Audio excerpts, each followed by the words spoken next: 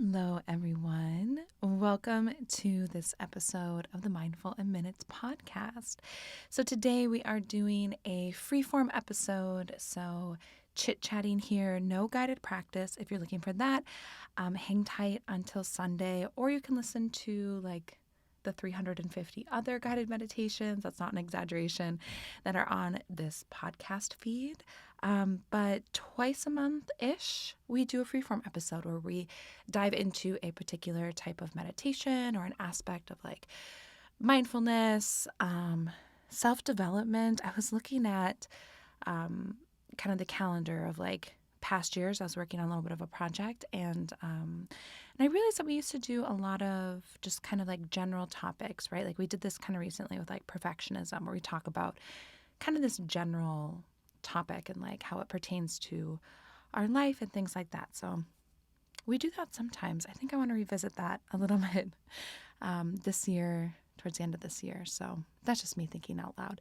But welcome. Hello, I'm Kelly. I'm so happy that you're here.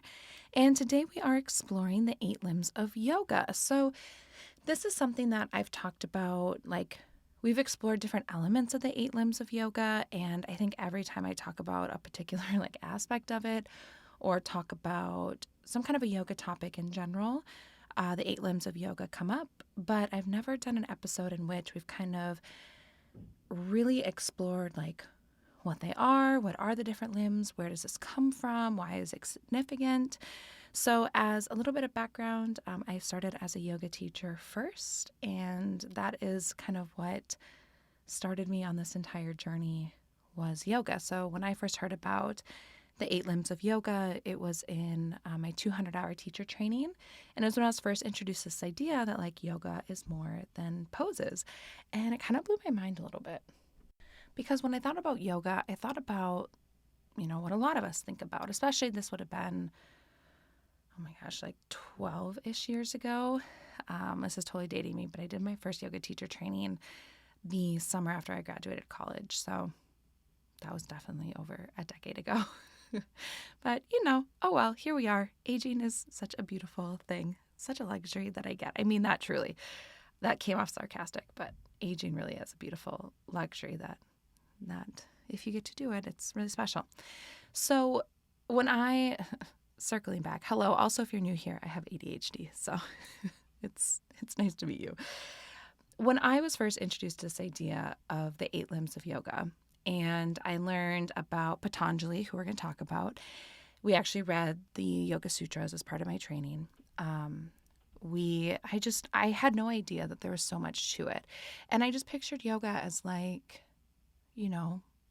some bendy person, especially this was the height of Instagram yogi, or just going into the height of Instagram yogi. It was just, we were just starting to get to that point where it was you would do these beautiful bendy poses and, post them on Instagram and write some inspirational quote or something. And I didn't realize that there's so much more to it, so much depth to it. And that one of those limbs is actually meditation, which we're going to talk about. So kind of broad look at the 8 limbs is basically, if you have this umbrella and the umbrella is yoga, there are 8 different things that fall underneath that umbrella of yoga, which we'll talk about those. And that is what those 8 different elements underneath that umbrella is what creates the big, well-rounded aspect of a true yoga practice, where you're living it, you're breathing it, you're doing it with your body, all these different elements. A common depiction of the 8 limbs of yoga is a plant, actually, either a plant or a wheel. So often you'll see kind of a plant depiction in which you have the yamas and the niyamas. We'll dive into all of these in a moment. That you have basically these foundational ones, and then they kind of go in a different order, different leaves on a flower. And then at the very top, there's a flower, which is Samadhi, or kind of union, enlightenment. But there's also a common depiction of the 8 limbs of yoga in which it's a wheel. So there's no true starting point or end point. It's this thing that's continually turning, like the spokes of a wheel. I personally subscribe more to the wheel depiction versus a plant depiction. And what I mean by that is, although I'll talk about these, go through one by one, my personal belief, I'm open to being wrong. Also, totally fine if you believe something different. But from my experience practicing yoga, also teaching yoga and teaching people how to teach yoga, is that a lot of these different elements is that it's not like you need to master one before you can move on to the next. It's not like a video game where it's like you beat level 1 and then you've unlocked level 2. To me, it feels like a lot of these you're working on simultaneously. And sometimes there'll be certain elements, certain spokes of this wheel, certain limbs in which you're spending more time, or maybe you're spending less time. And to me, it doesn't feel like this thing where it's like you master the yamas, then you can move on to the niyamas. Because to me, there is no true like mastery of yoga, of meditation necessarily, maybe even of the self. I kind of go, back. I take that one back. I do think there is like at some point, maybe you could fully master the self, but I don't think it's like this levels idea or like you do this and then you do that. Like you can't really quantify progress in that way. It's just like a continual turning or evolution within yourself. And you'll need like different limbs at different times to kind of unlock different things, to explore different parts of yourself. But if you Google, you're a visual person, and you Google the Yoga Sutras, a lot of times you'll see it like as a flower or like in a particular order.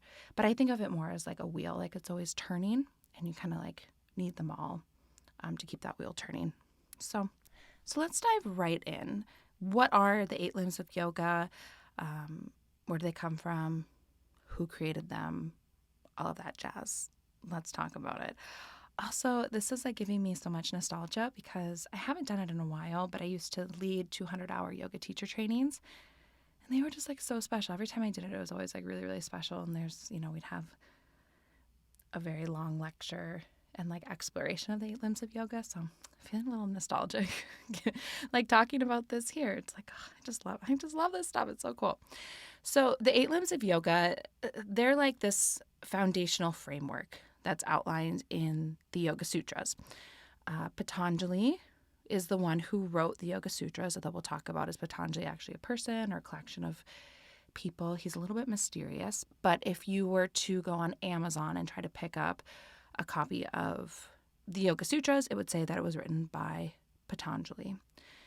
And in this text, this classical text, it talks about the practice and the philosophy of yoga and how the limbs are kind of this roadmap, this framework for how to live a well-rounded, like comprehensive yoga practice. And so he lays out these 8 limbs. There's a lot more in there too. So if anyone is like, when I get emails and DMs of people being like, do you have a book recommendation? I'm trying to like deepen my yoga practice. Looking into the Yoga Sutras, I think, is always an interesting place to start. It's not like particularly long of a text. It is one where you kind of like read a little bit, let that sit with you for a bit and decide kind of, you have to like pick it apart in your own brain, digest it, and then you can go back. But I do think that the Yoga Sutras are a nice place to go if you're looking to deepen your practice, because there's a lot more than just like the 8 limbs of yoga in there. It's kind of our first like yoga how-to that was written down. So looking at Patanjali, we don't know that much about him. I will tell you what we do know, or at least suspect, and I'll also tell you controversy isn't the right word, but let's explore Patanjali for a second because, he's a little bit mysterious. We love a mysterious yogi. So the information that we have about Patanjali is somewhat limited, and people do debate, whether he was a real person, who his identity was. But this is kind of, if you start to do a deep dive, like this is generally what you'll find. So Patanjali was believed to have lived in ancient India. We don't know the exact time. This is actually one of the big things that's debated is like, when did Patanjali actually live? But I would say you usually see around like 200 BCE-ish. Some people will say earlier. But that's kind of the estimate that's out there. And part of this too, as I've said, is some people debate whether or not Patanjali was like an individual or if Patanjali was like different kind of scholars and philosophers, like different people that collectively came together and like wrote as Patanjali. So that's why it's also a little bit hard to pinpoint a time, because if it's multiple people, it could have spanned across like different times. But 200 BCE seems to be what, at least on the internet, is mostly agreed upon, but it is somewhat debated. Like I said, some people will say earlier than that. It's also important that, to note that Patanjali's life and the details of his biography, they're really kind of ambiguous. They are not necessarily like well known. And again, there's this theory: was he a person, or is he just kind of this name that people symbolically gave to represent like the collective wisdom of the ancient yoga traditions? That is unknown. But what we do know is that Patanjali's teachings, whether Patanjali was a person, was a collection of people, the writings of Patanjali, whatever that is, has had this really long-lasting impact on the philosophy of yoga to this day. Where, we still, to this day, you take a yoga teacher training, and a lot of them you are studying Patanjali, his writings, and his work. But that's really all we have for like, who was Patanjali? It's not a lot to go off of, which I think, it's kind of fun. It's kind of mysterious.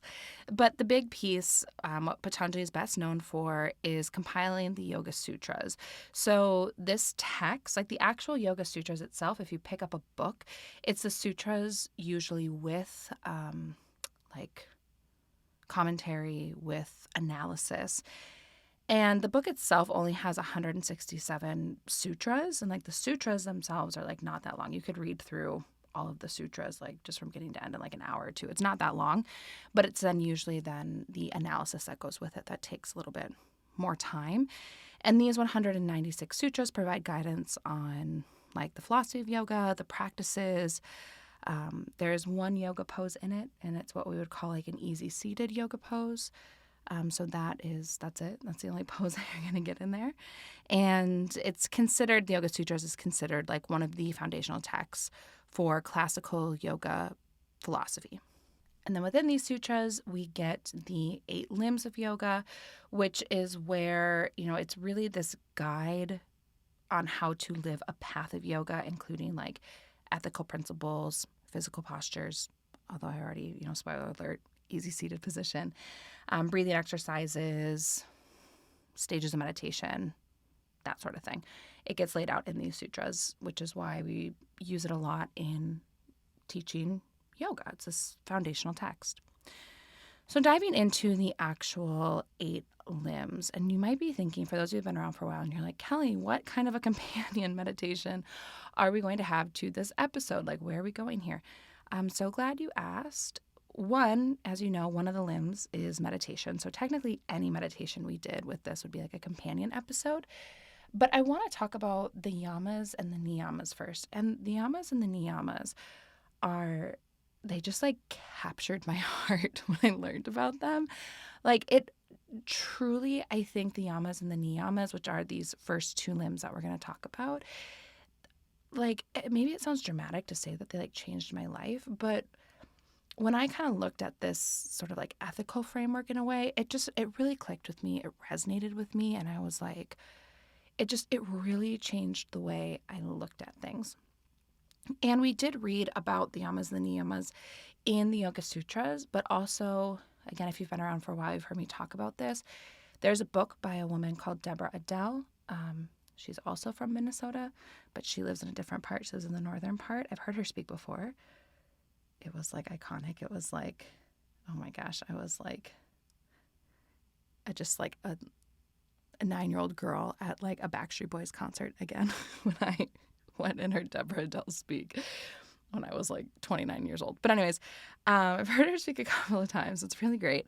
She has a book that is called The Yamas and the Niyamas, and I highly recommend it. That's the other one where if people are asking for recommendations for like deepening their yoga practice, a lot of times I'll recommend that book as well. It's an easy read, but like a profound read. And she goes through all of the yamas and the niyamas like one by one, shares like teachings, insights, things like that. And for whatever reason, that just is one of those books that has always resonated with me. Like every time I pick it up or I read a portion, I kind of pick something new out of it. So there is Yoga Book Club recommendation for the day, The Yamas and the Niyamas by Deborah Adele. So we're going to start with the yamas. And the yamas, this is technically the first limb. We'll just call it like limb number 1. But remember, in, Kelly's yoga school, I personally don't think that, I don't think that you would have to fully master the ethical guidelines of like the practice of yoga before you'd be able to practice a breath work or a meditation or a physical posture, which are all different limbs. I don't believe that. Again, open to being wrong, also open to other opinions here. That's just the conclusion I've come to.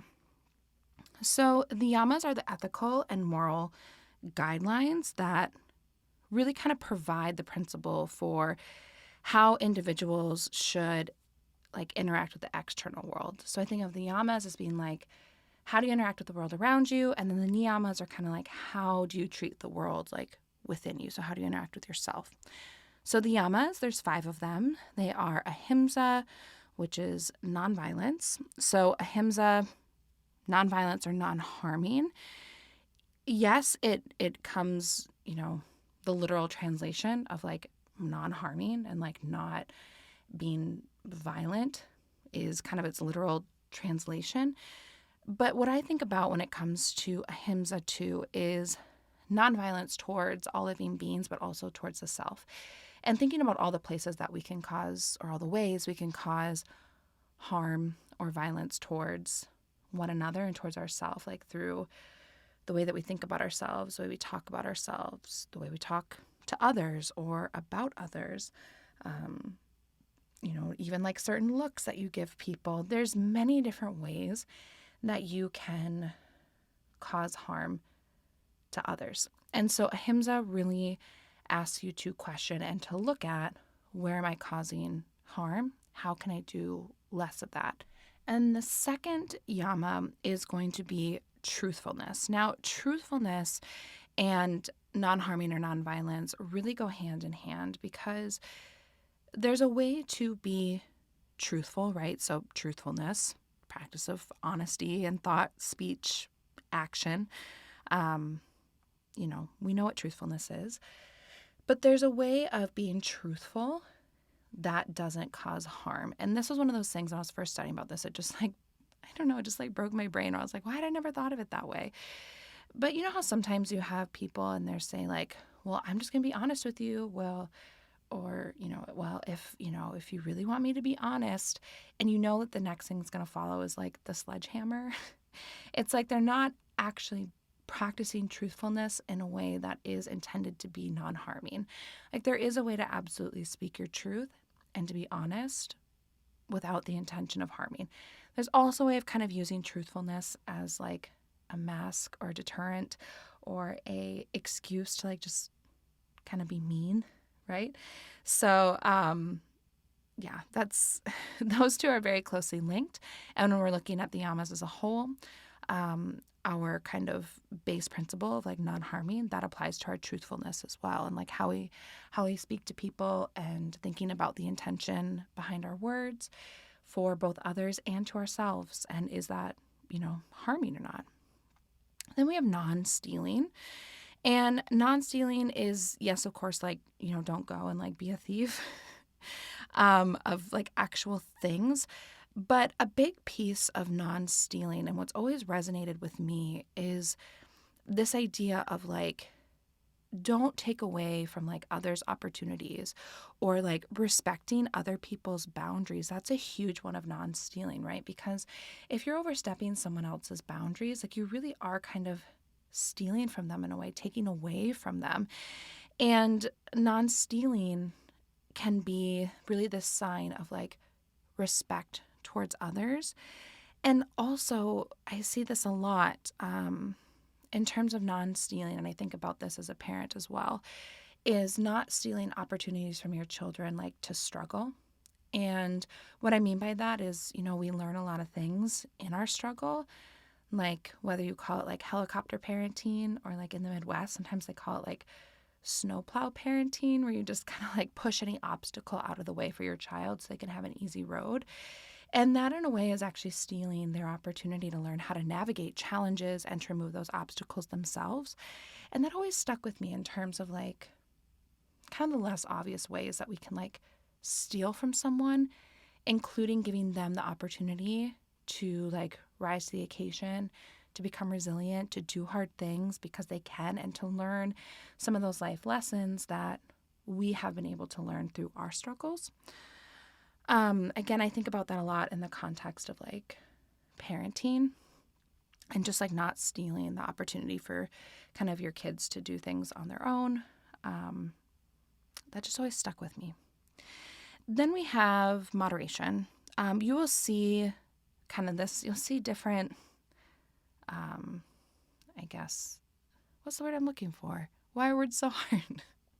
You will see different interpretations, that's what I was looking for, of, you know, what this word actually is. But like moderation is one that I kind of land on in terms of like just, you know, things in moderation, like kind of keeping control of your desires, not, you know, going crazy, any direction, just being kind of responsible and balanced, like in everything that you do.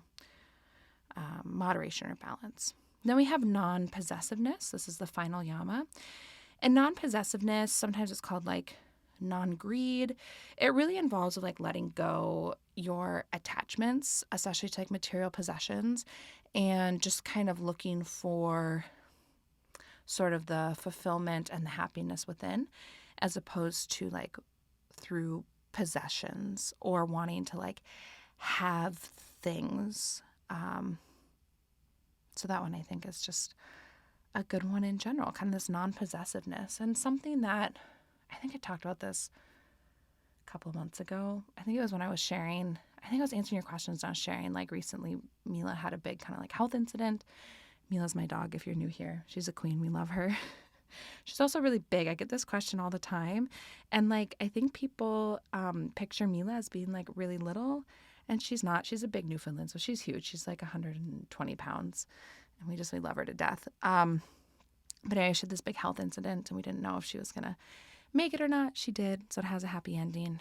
But one of the more interesting applications of non-possessiveness that I have heard was from one of my students, and they read a book called The Holy Man, and they were talking about how someone in this book had passed away, and they said that, you know, it was time to give them back, basically. So like this idea of like everything's on loan to us in life, including like our loved ones, and like how great and how special, but like we don't like own people. We can't like possess, no, that doesn't sound right, possess people.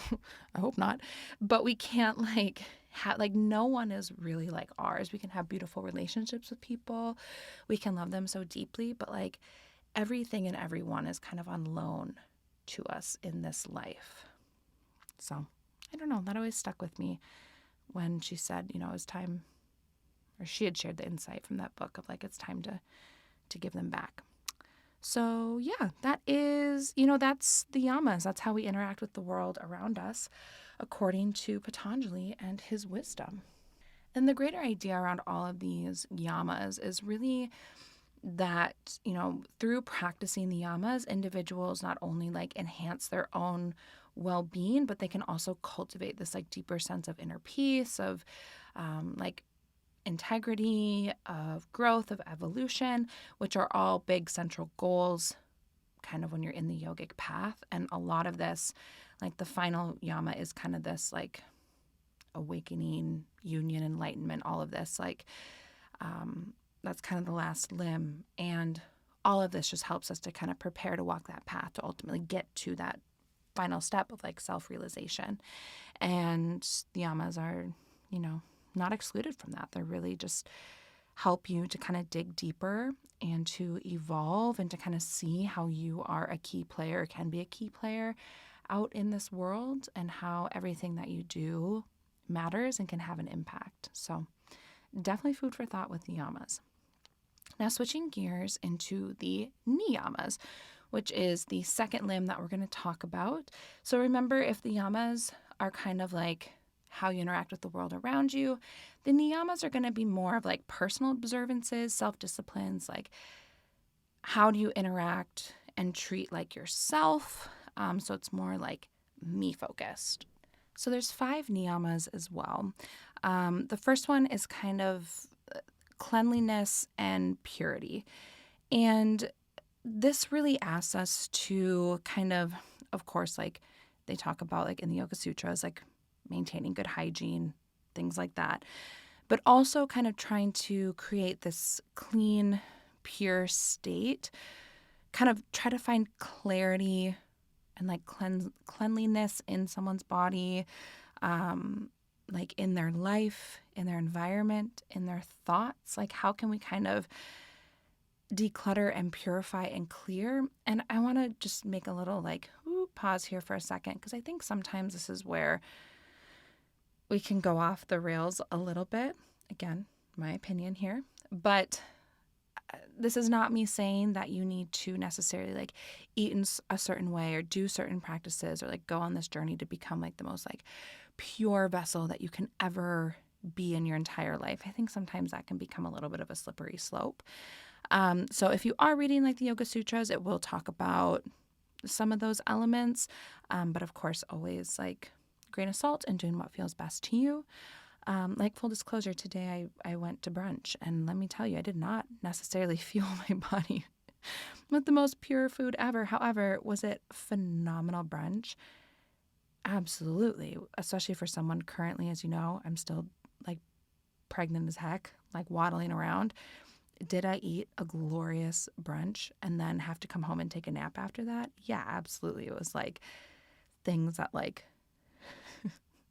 ladies right around their 2-date dream of. It was fantastic. But anyways, I just want to do that little pause there, is that this is not me saying that you need to do certain practices, eat a certain way. No. I like to think of this as like in terms of like cleanliness and purity for like body and environment, thoughts, all of that is like basically where can I remove some of the gunk? And that will look different for everyone. Maybe it's what you're eating, but also maybe it's kind of clearing out your, the way that you think about yourself. Maybe it's even just like decluttering your home. Like, that has like that kind of like clean, like pure feeling does feel really good. Like not just in body, but also like in thoughts and in environment too. And then we have contentment, which is one of my personal favorites. Contentment, I really do think is like one of the secrets to like happiness in life. The practice of contentment, just being satisfied with what you have in the present moment, finding fulfillment just with what you have in little moments instead of kind of looking outward for it. Just contentment of like finding just happiness in the little things. Also, I think about this a lot in terms of contentment of like, if you've done something that's really great, like you hit a big milestone or you had something really great, like just allowing yourself to be content in the celebration and the excitement of that moment instead of looking for the next thing or looking for where's the potential bad. Like finding little moments of contentment, I think, at least for me, has been extremely transformational for like my well-being. And I think it's just something that seems so simple, but is really hard to actually implement, kind of this of like just being content with things. And you don't have to do it blindly where you're just like, oh, I'm just content with everything. Everything's fine. I'm never going to try to improve anything. It's all just good. But like in little moments, just being like, can I be content? Or like, can I be content with just being here with myself? That's something we talk a lot about on retreat, especially retreats that incorporate like extra silence and alone time. Like, how can I just be content sitting with myself and my own thoughts? It's such a hard but powerful practice. But contentment is a favorite one of mine. Then we have self-discipline. The Sanskrit term is tapas, which translates to like fire. And it's really kind of like this idea of like I think of tapas as this idea of like a controlled prairie burn, where sometimes you have to kind of burn some things down intentionally so that new and better and fresh can grow through. That's how it was described to me. That's always resonated with me. And this is kind of like the idea of practicing perseverance, self-discipline, kind of a willingness to endure some discomfort. Again, some discomfort. I'm not asking you to do anything like crazy here. And, in the pursuit of like goals or in the pursuit of like bettering yourself. And this can be as simple as like when you're doing a physical yoga pose, maybe holding it for like one more breath cycle, even though your legs are burning a little bit, in the hopes of making them a little bit stronger. This could also look like, getting knocked down, but getting up and trying again, like that kind of stuff where it's like perseverance, self-discipline. Even if you're like, you know what, I don't feel like getting out of bed and meditating today. Like if you want to really reduce your anxiety through meditation, you're just going to have to get up and do the practice anyways, like that kind of stuff. Then we have self-study or self-reflection. And this is really kind of what it sounds like, encouraging yourself to look inward, to study yourself, to reflect, to be introspective, explore your inner thoughts, emotions, beliefs, explore them, question them, come to your own conclusions, those type of things. This one is really about kind of gaining a deeper self-awareness and understanding of the self. And the last niyama is surrender. And this is really kind of like surrendering the ego, letting go, like trusting, maybe acknowledging whatever you believe that maybe there's something bigger at play, letting go of that need to just like always like hold on to something. I believe it's in the surrender chapter that Deborah Adele says like a bird can't hold on to its perch and fly at the same time. Like you can't like hold on to that certainty and that grasp of, I know this is here all the time and also fly. For whatever reason, that line has always like stuck with me too, is that sometimes you just need to let go of what we know and trust that there's something else and kind of surrender to something bigger. And so the niyamas are really significant in yoga for a few different reasons. There's, the personal growth element, right? So the niyamas, how we're interacting with ourselves, how we show up every day, that's all about personal growth, self-improvement, evolving, kind of cultivating some of these deeper qualities within yourself. Also, looking for balance in life, looking for kind of internal harmony, kind of that inner peace, and then sort of that deeper development as well. And the niyamas are really essential like to the practice of yoga in helping someone kind of move towards their own self-realization and their own self-understanding, because yoga is like a practice of the self through the self. And there's really no other way to journey through, to the self than through some of these different practices, introspection, turning inward, surrendering, all of that. Same with how the yamas are essential to how we show up in the world. So yamas and the niyamas, very big. I think that, again, this is one of those things that you're always just continually working on. Like, I don't think you've ever fully mastered like complete surrender, or you've never in your whole life or at some point like never create harm in your life. Like these are things that we're always working to improve upon, and they're kind of these elements that we're just weaving into our life as best we can for our own like personal growth and showing up as kind of the best way that we can. So then moving on to limb number 3, or the third one we'll talk about, these are the asanas, or the yoga poses. So this is what we're probably most familiar with when we think of yoga, right? We think about, that Instagram picture of like a bendy woman on the side of like a mountaintop doing some wild pose with an inspirational quote. The asanas, that just refers to the physical postures or the yoga poses. So it's the practice of like the physical exercises that's what this one is. And it's funny because the poses, like I said, in the Yoga Sutras, it only talks about kind of what we would call like an easy seated or like meditative positions. It's not until we get to the Hatha Yoga Pradipika, which is the next kind of yoga how-to, where I think we get, I want to say like 21 or 23 poses. But the poses themselves, like as we know them today, like if you're going to go to just like any studio and take like a yoga class and do a lot of poses, those are all designed to help prepare the body to sit in meditation. So it's designed to open the body, make it kind of like supple and fluid so that you could sit in meditation for longer. So the poses are absolutely a part of yoga, but I really want to highlight they're not the only part of yoga. All of these limbs kind of have equal importance and significance when practicing like a well-rounded yoga practice. So the poses, I mean, we know them. I don't have too many notes on this because this is usually what we're most familiar with.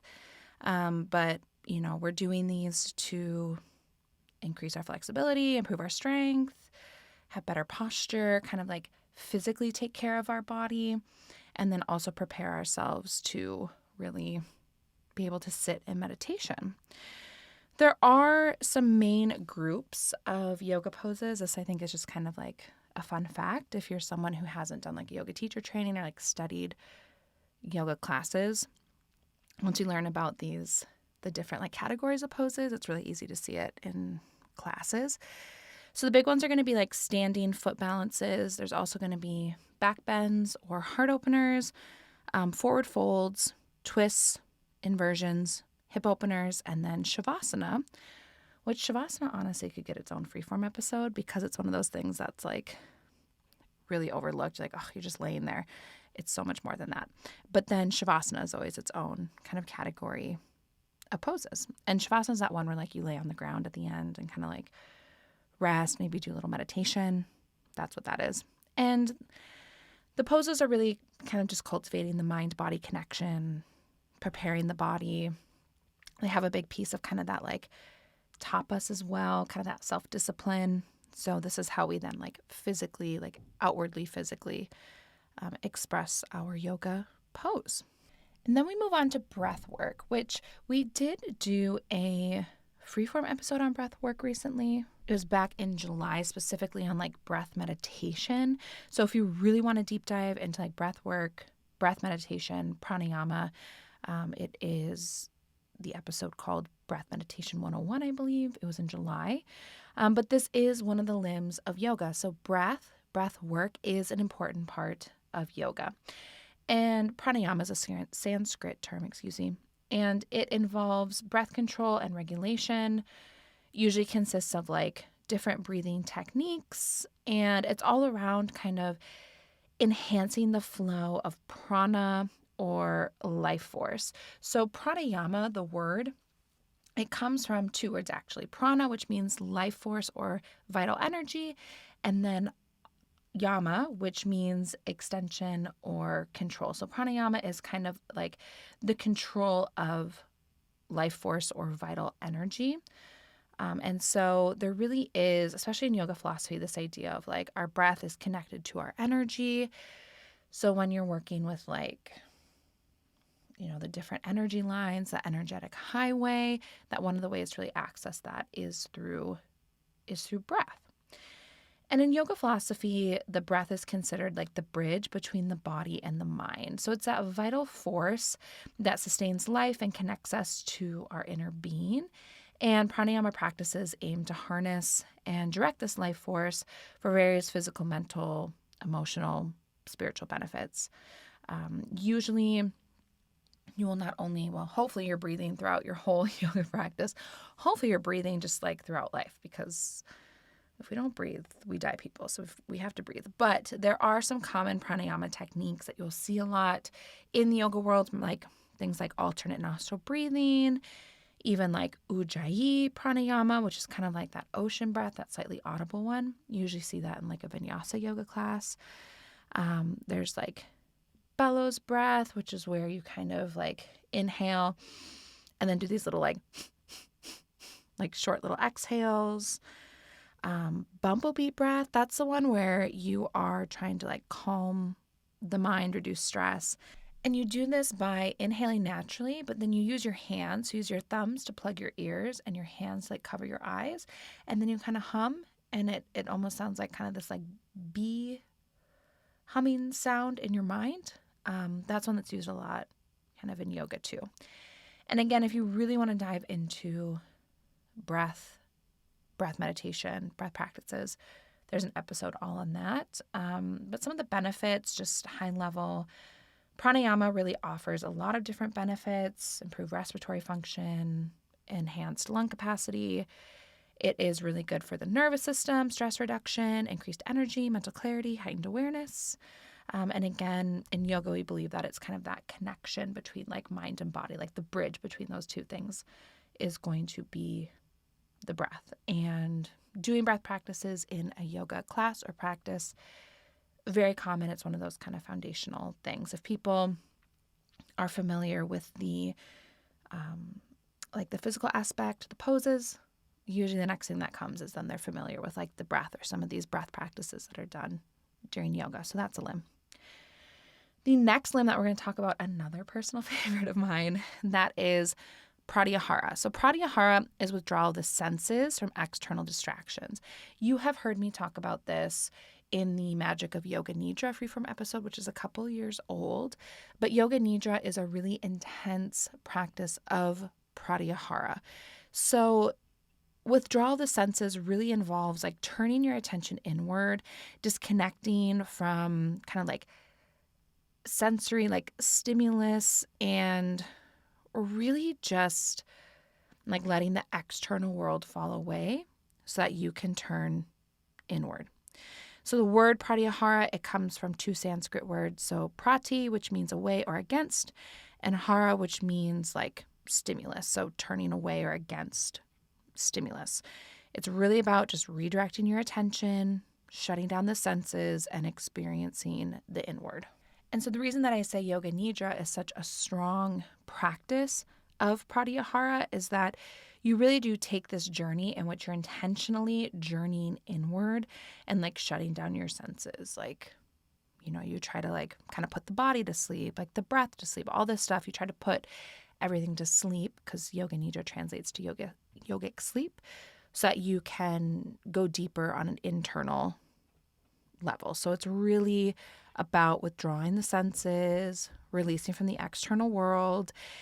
And it's important to note here that like you can have kind of like a big practice of Pratyahara, which would be like a Yoga Nidra practice, or you can have like little Pratyahara moments. That can even be as simple as like if you're feeling overstimulated, you close your eyes and you just withdraw the sense of sight for a little bit. Or like if things are too loud, like cover your ears, put in your AirPods with noise canceling, and don't listen to anything. Just let it kind of dampen the sounds a little bit. Any kind of withdrawal of the senses or a sense is a practice of Pratyahara. But then you can have these kind of like big intentional practices of it, like Yoga Nidra, or getting to like a really, really, really deep meditative state where you're trying to basically like shut the senses off so that you aren't getting that like sensory stimulus anymore. And one of the key points of significance in terms of withdrawal of the senses, how it, you know, applies to yoga, is that when you can withdraw your attention from kind of external stimulus, that's where then you can focus inward and create stillness within, connect on a deeper level. So it really allows the mind to focus and settle, and then it allows you to be able to gaze on the internal instead of being so focused on like what's happening on the external. It's also really good for helping to like improve concentration. I think it's really good for if you're wanting to do some self-reflection, like, you know, as is explored in the yamas and the niyamas. You need to, in order to do self-reflection, you need to be able to turn inward, to quiet the external world and be able to turn inward to do some of that reflection and that deeper work. It's also really nice for the nervous system, giving it a break. We're stimulated all the time. So Pratyahara is great for that. So it can really just help you kind of create this more profound introspective relationship with yourself, and then cultivate the skill of being able to quiet and soothe your senses and kind of reduce the external stimulus. So the next two limbs I want to talk about together because I think they get confused for one another. I often sometimes struggle to see the difference or to articulate the difference. So I want to kind of talk about them together because they're similar but not the same. So that would be concentration, which is its own limb, and then meditation, which is its own limb. I'm imagining that if you're listening to this podcast, you're pretty familiar with meditation, have dabbled in it a little bit, pretty experienced with it. I guess I shouldn't say experience with it, but have experience with it. Not that, you know, you do not need to be like an expert meditator by any means to be a part of this Mindful Minutes community. You can be an absolute beginner. But I'm assuming that we at least have had some kind of an experience with meditation, at least like a little bit. So I'm not going to talk as much about meditation. It's just, it's single point of concentration, the practice of sustained, uninterrupted focus on a chosen object or thought. That's really kind of what meditation is, single point of concentration. Just kind of letting, I like to describe it as if the mind is a light bulb. When we meditate, we take that light bulb and we turn it into a laser pointer and we focus it on one thing to kind of go to that deep meditative state.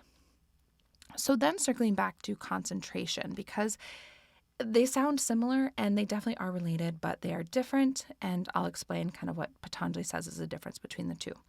So concentration is like focused attention. So it does involve fixing the mind on a single point.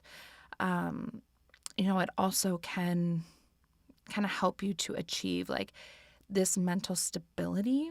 And it just allows you to stay with a point of attention, whether it's like physical, you can look at like a flame that you're looking at, like candle gazing, a sound, a mantra, a visual image, something that's internal. You could focus on your breath or like a different chakra or something. Just focusing on one thing at a time. And it's really about kind of cultivating that mental discipline, that mental control, learning how to direct and sustain the mind's attention on one thing and reduce distractions.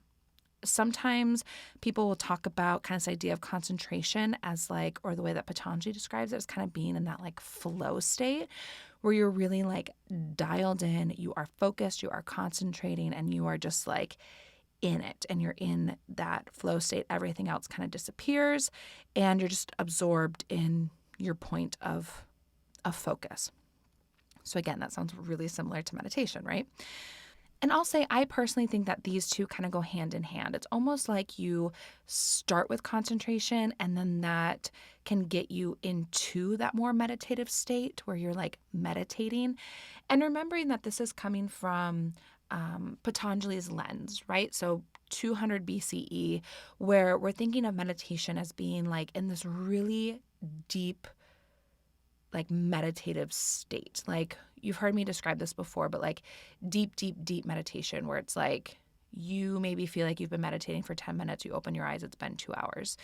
And so I think of it when I've read the sutras, when I explore it, as like concentration gets you to meditation in a way. It kind of opens the door. So you're really focusing the mind, and then in meditation you kind of dip deeper into that meditative state. So Patanjali kind of says that the difference between the two is going to be that concentration is a practice of focused concentration where the mind is trained to remain fixed on a chosen point. So it's an active process that then leads you to the state of meditation, which is a deeper, effortless state of meditation where the mind naturally rests just in that state of meditation.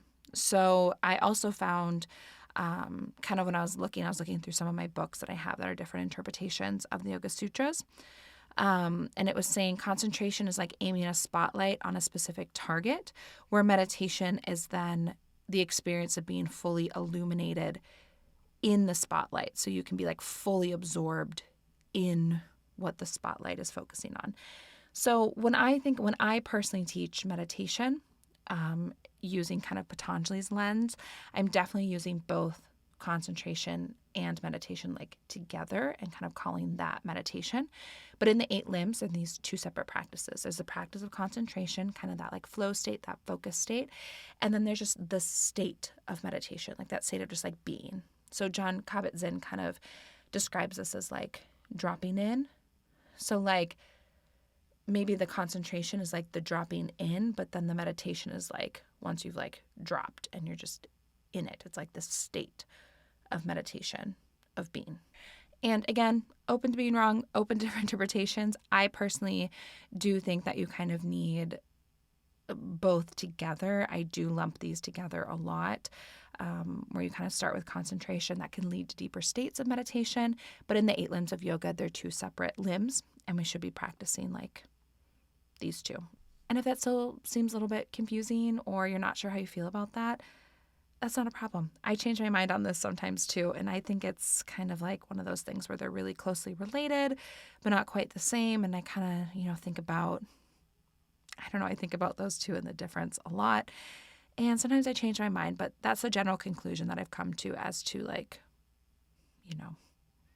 the difference between concentration and meditation is kind of like concentration is that first step, which then can lead you to deeper states of meditation.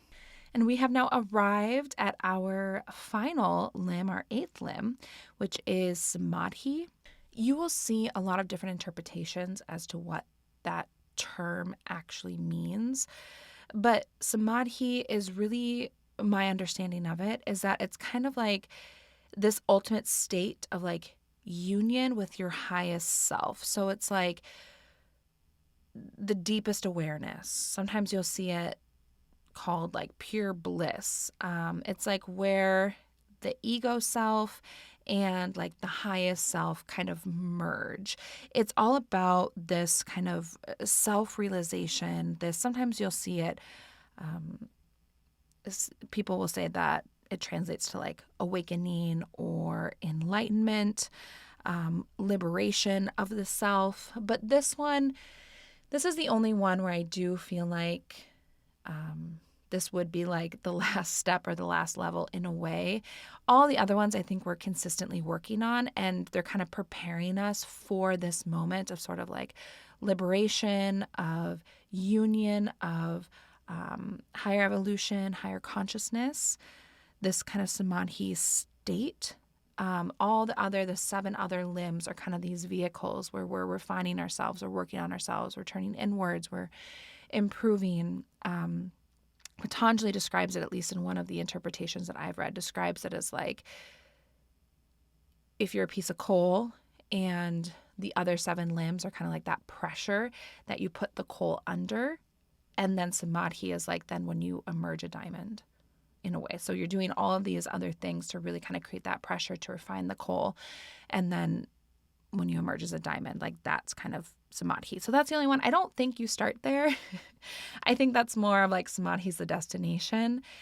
I think it would be really hard to be in that state, to be enlightened, if you will, to be, your highest, greatest self, when you haven't even dabbled in like non-harming or like taking a deep breath or anything like that. So this is the only one where I'm like, okay, this I think is definitely like the final step in a way. And we're working on all the other 7 limbs to kind of work towards this higher being state, this like diamond state where the other 7 are like putting pressure on the piece of coal. And so Samadhi is the final limb. And again, if you look deeper into this, there's a lot of different interpretations as to what that word actually means or what that kind of final state is. But it's really just about like union with the highest self, like union with the divine, liberation, bliss, like reaching a higher state of consciousness, really getting kind of self-realization, like transformation of the self. It's really where like the individual self kind of merges with like the greater self or the highest self. And, that you can have then sort of this awakening of like truth and like being and evolution. And it's something that I imagine is hard to describe. I can't say that full disclosure, I do not feel like I am this like awakened, enlightened being. And I'm like, oh, let me tell you people what it's like. I don't know. I'm still working towards this. I'm still working on practicing my yoga in all of these other 7 ways. And then hopefully one day then I will understand some of this sort of Samadhi state. Something that I in one of the versions of the Yoga Sutras that I've read, and this has always stuck with me, is that reaching Samadhi or reaching this like final state, it is a process. And the way that it was described to me is like when you're starting your yoga journey, you're starting in this like dark room, totally dark. Maybe you just wake up, you're in this dark room and you try to gather some information. Maybe you're like, oh, maybe I'm sitting on a chair, right? And you kind of feel around and, you come to conclusions based on the information you have. And then through the practice of yoga, it's like letting in a little bit of light in that room. So then maybe a curtain raises an inch and it lets in a little bit of light. And then you can look around and you're like, oh, I wasn't sitting on a chair. I'm actually sitting on a bench, or I'm sitting on a bed or something like that. And then the light, there's a little more light that comes and you're like, oh, and not only is this bench that I'm sitting on here, it's this color. And like you're letting in a little more light, a little more light, a little more light over time. And then you're able to gather more information and get a clearer picture of what's happening kind of within you and around you. And then ultimately when you reach Samadhi, it'd be like that curtain hasn't been raised like all the way and the room is flooded with light and you can just like clearly see what's happening. And that description's always kind of stuck with me as like when we do different things, we do our meditation, we do our breath work, we practice non-harming, all of that. It's like we're trying to let a little more light into the room so we can get a clearer picture of what's happening. So a few takeaways about the 8 limbs of yoga, other than I personally just think they're really interesting. They're all equally important. Definitely you will see some depicted more commonly than others, like the poses, breath, even meditation. But they're all equally important. They all make up the practice of yoga. Yoga is so much more than poses. So if you're thinking about yoga as a whole, according to Patanjali, you need to be working on all of these things at once. Again, taking that piece of coal, refining it, ultimately working on turning it into a diamond, and that it is a process. It is a long process. It's constant, evolving, changing, growing, turning inward, doing something different, challenging yourself, honoring yourself. It's this constant, again, like wheel, this cycle of working towards this sort of more, enlightened. That feels like such a big word to use, but more just evolved version of yourself, that you need to do all of these things. And that's really what encompasses the practice of yoga. So that is the 8 limbs of yoga. Hopefully you found that is interesting. Not everyone is like, oh, I'd love to just sit and talk about the 8 limbs of yoga for an hour. I could probably talk about them for like I have talked about them for multiple hours. I just think it's really interesting because we have such a narrow definition of like what, quote, like yoga is. And we often think of like yoga and meditation as like being separate. And they're different practices. But we often don't realize that like in some of these foundational texts, they put meditation as a piece of the practice of yoga. A lot of what we first know of as, quote, yoga is what we would call meditation now. Like, again, Patanjali only talked about kind of an easy seated position, a meditative position. The poses were kind of the last piece to really come to all of this, at least the ones that we know of today. Patanjali, I don't imagine, is doing a lot of down dogs or tree poses or anything like that. We just looked at yoga differently then. So I just find all of this to be really interesting, and maybe just like picking one element out of these and being like, you know what, I want to explore the yamas in my life a little bit this week. I want to maybe try some breath, or I want to really cultivate concentration, and just kind of dabbling, trying something new, I think is really fun. Or if you are a yoga lover, maybe this gave you some different insight into what, yoga really is. So that is where I will leave you with the 8 limbs of yoga. I appreciate you. Sunday's meditation is going to be an ahimsa, or non-harming meditation. It's like a peaceful heart meditation. So that's going to be our companion meditation for this. So picking one of the yamas and creating a meditation practice around that. And that is it. Thank you for being here. Thank you for listening. I appreciate you so much. And I hope that wherever you are, that you're having a beautiful day.